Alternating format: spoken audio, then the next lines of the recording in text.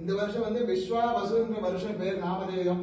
விஸ்வாவசு வருஷம் விவசாயம் செழிக்கும், பசுக்கள் காளை மாடுகள் மற்ற கால்நடைகள் அதிகரிக்கும், குழந்தைகளுக்கு வியாதி கண்டு இழப்புகள் ஏற்படும், நாட்டு மக்கள் சுகமாக வாழ்வார்கள், நாடு முழுவதும் தர்ம காரியங்கள் தவங்கள் நடைபெறும், நாடு முழுவதும் நல்ல மழை பொழிந்து சுபிக்ஷம் உண்டாகும்.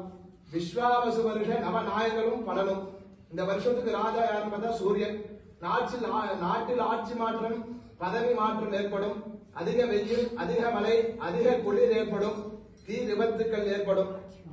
மந்திரி சந்திரன் சரியான நேரத்தில் மழை பெய்யும், புதுவகை விவசாய உற்பத்தி ஏற்படும்.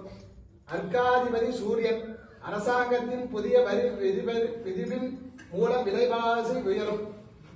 சேனாதிபதி சூரியன் விலைவாசி உயர்வு காரணமாய் நாட்டில் கிளர்ச்சி ஏற்படும், அரசியல்வாதிகள் அணிமாற்றம் ஏற்படும்.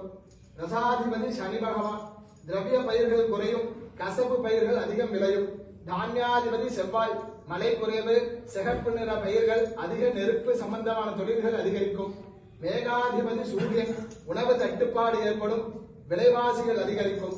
நீராசாதிபதி புதன் தங்க வியாபாரம் அதிகரிக்கும், பச்சை நிற பயிர்கள் அதிகம் குறையும். இந்த வருஷத்தோட பலன்கள் இதுதான்.